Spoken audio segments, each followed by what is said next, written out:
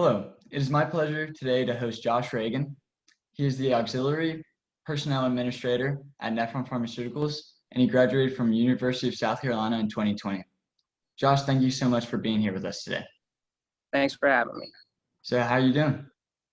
I'm doing well. Another, what is it, Thursday? Just another Thursday on the job. Sounds good. All right, just a few questions for you here about your career and stuff. So first question, I know you played pitcher for the USC baseball team. As a student athlete myself, I find it kind of hard sometimes to manage my time between athletics and school. So what strategies did you use that were effective for that? That's a good question. And my time management skills were not very good coming out of high school. I had to hone that in as I progressed through my college career.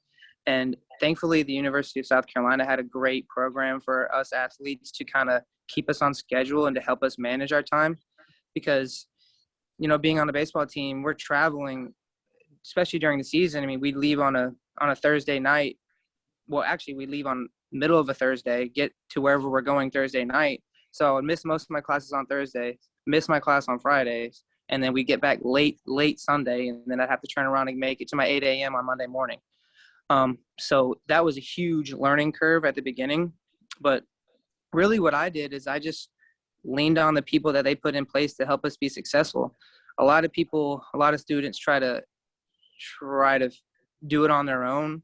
And some people can manage that. I wasn't one of them. We have a center at USC called the Doty Athletic Enrichment Center, and they have a bunch of some of them are college students, and some of them have graduated and work there full time. But they're there for us. They help us study. They help us. A lot of them are there for tutoring. They have a bunch of computers there, a nice little study area. So I leaned on them. I used them to help me out a bunch. If I had some assignments coming up, they always knew my schedule. They knew when practices were. They knew what my schedule was for school.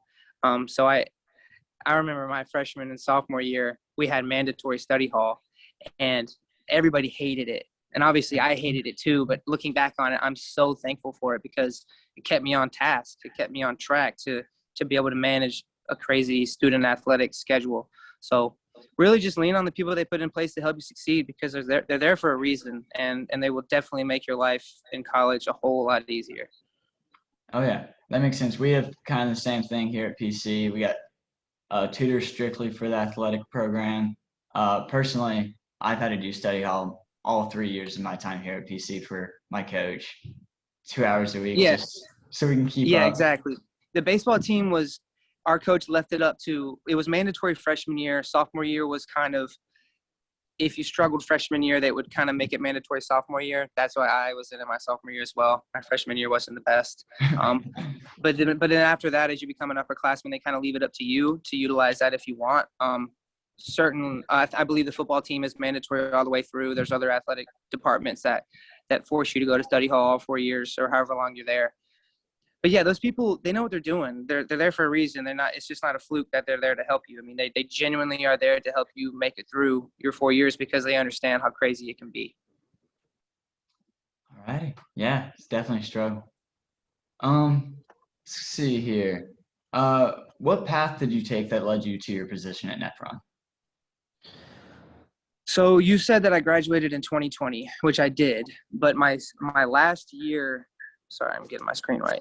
My last year at USC was 2017. That was my senior year. I didn't have enough credits to graduate, but I was drafted by the Oakland Athletics in the 2017 draft. So obviously I accepted that. And then the draft was in June. And then like 2 weeks later, I was in Arizona.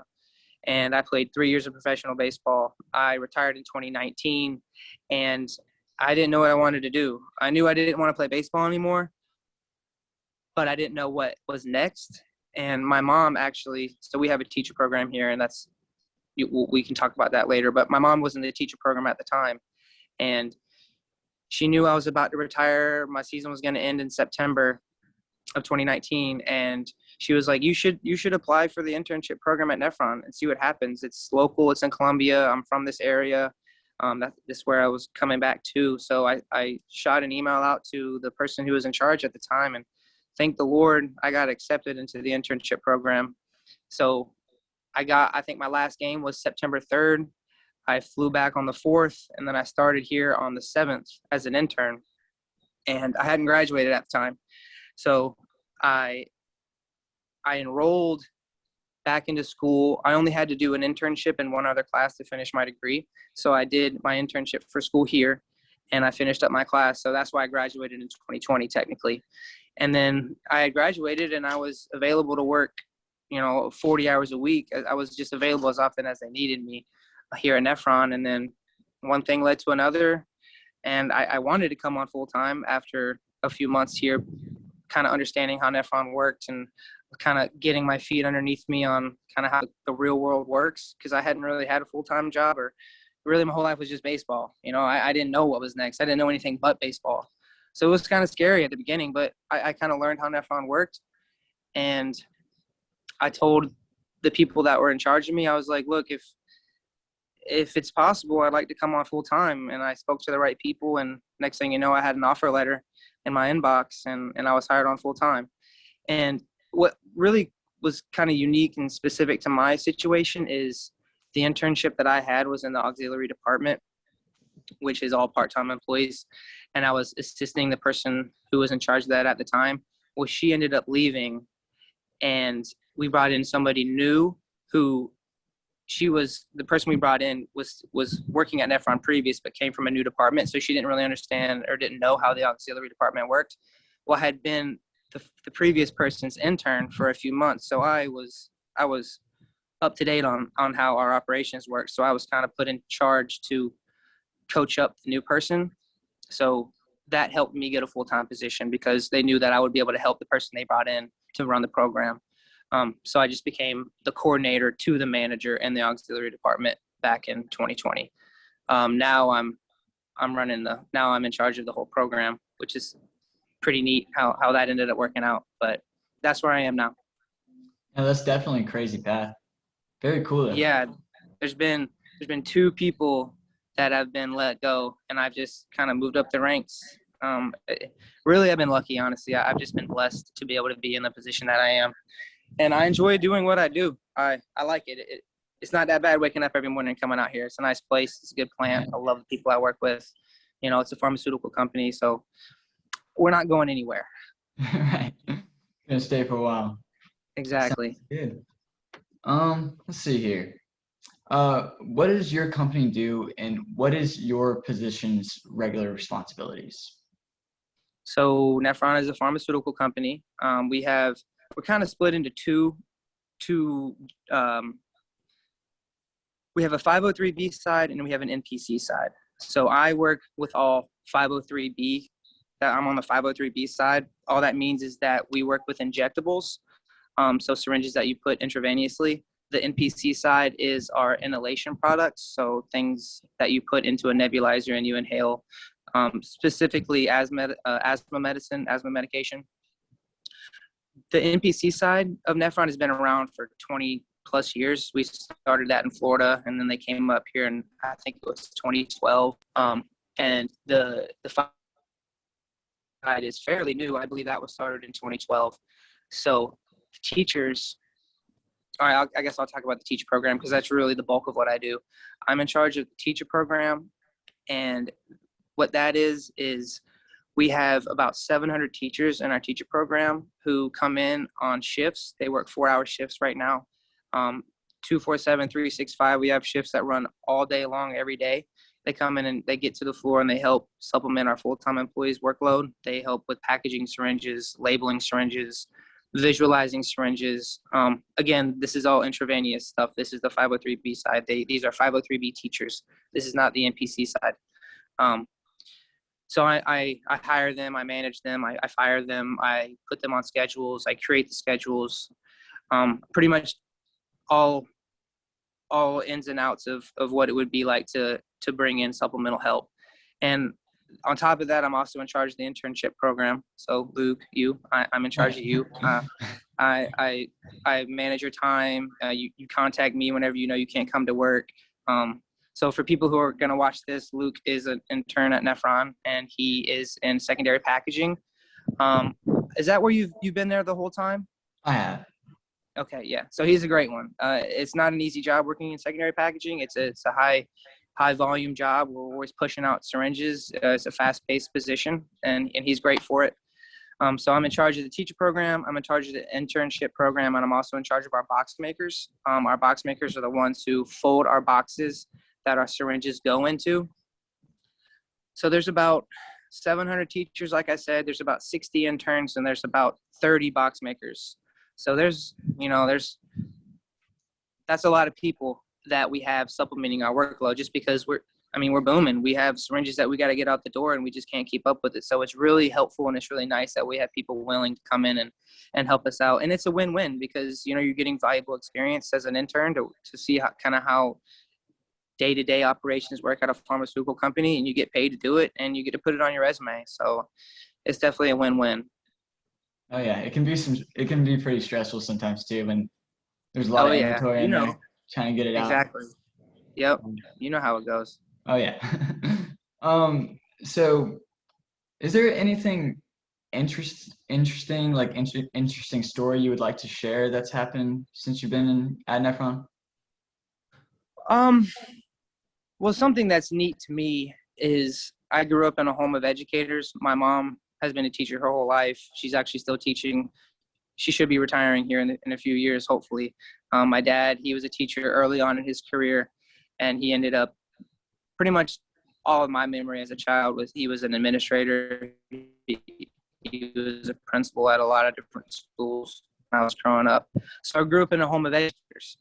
So it's neat that it came full circle that now I'm in charge of a bunch of educators and I get to help them come in and make good money on top of, I know what teachers make. I know how my life was growing up. So it's a joy for me to be able to help teachers supplement their income and come in and work a shift. It's a good feeling. I know they're very, very grateful for it. Like I said, my mom was in the educator program. She moved to Chapin, so she's a little bit further away now. So she's not in it anymore. But my dad was also in it for a little bit, early 2020. So it's just cool. It's crazy how it ended up working out like this. Like I said, I'm just a baseball player. I didn't know what I wanted to do. I didn't have a passion to be in the auxiliary department. It just kind of fell into my lap, and I'm very grateful for it. Oh yeah, my parents are both educators. They both Yeah, work in that exactly, program Luke. at Nephron. It Yeah, definitely I was helps them speaking to out a your dad lot. yesterday. Oh yeah, definitely helps Yeah, our he family worked. a lot. It's a good time. Yeah, definitely. Yeah, they're very grateful, and they're very. The teachers, all in all, are good people. They aren't teachers for the money. They're teachers because they have a passion for it. So it's a joy to be able to work with educators. To be honest with you, Oh yeah, they're a lot of fun to work with too. no Whenever doubt about it. And we're they're working good there. workers. Oh They're yeah, hard they are. workers. One of the Yeah, hardest workers they there. exactly. They get to their job at 7 a.m. They teach kids all day long, and then they come and work a 4:30 to 8:30 shift in the afternoons. That's a long day, and they do it with a smile on their face. So, it makes me want to work as hard as I can because I know I have to keep up with the people I'm in charge of. Right. Well, that's awesome. So, last question. How has COVID affected your position or just Nephron Pharmaceuticals as a whole? We were talking about this earlier. So COVID, obviously has been a terrible thing. It's shut a lot of people down, shut a lot of businesses down. But Nephron specifically, it actually boosted our sales. My day to day hasn't changed since the day I started here. COVID, it targets the respiratory system. So the NPC side that I was telling you guys about earlier, the asthma medicine that we produce, those sales skyrocketed because people were in the hospital needing this because of COVID. So my day to day really didn't change. I was here every day. Our teachers, we increased our shifts, the amount of people we were bringing in just to be able to keep up with the workload of getting our medicine out the door. So that's a rare story of COVID kind of benefiting a company, but it was nice that we were able to increase sales and we were able to still produce what we needed to produce to get to the hospitals and get what they needed to them in a timely manner to help people out. So it was a nice thing for us to be able to, because we have these machines called BFS machines. They're BFS blow fill seal machines. And long story short, they create the bottle and they create the vial, and then they put the medicine in the vial all inside the machine. So there's no human interaction. So you can prove sterility and you can validate these machines a lot faster than you would be able to with a machine that's operated with humans. There's there's less error because there's no humans operating on them. So if we need to start up and we have I don't even know how many BFS machines we have. We probably have like 10. So we always have one on standby.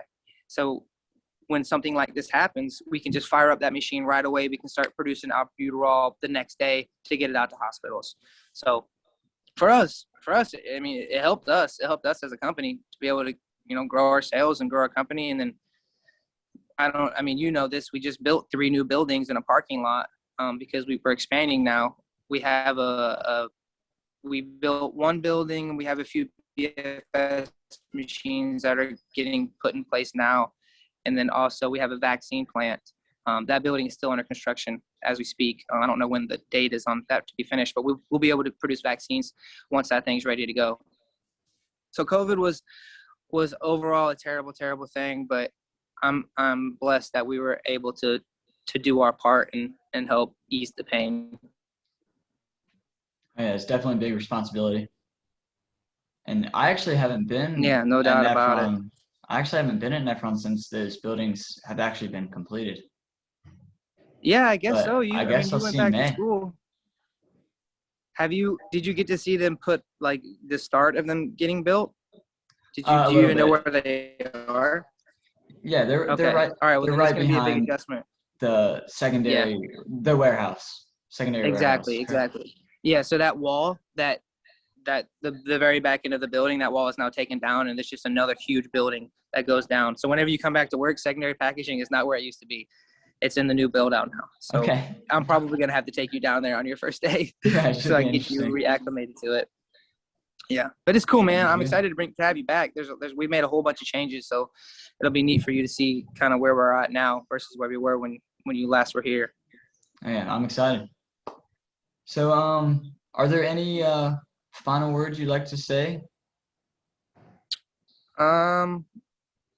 No, just work hard, and anything that you have, any ambition, any passion that you have in life, just do it to the fullest, do it to the best of your ability, because what I've learned in my few days in the workforce, I mean, I've been in the job for 1.5 years now, is people don't like to work. So if you like to work and you like to work hard, then you'll pass people up and you move forward and you'll grow.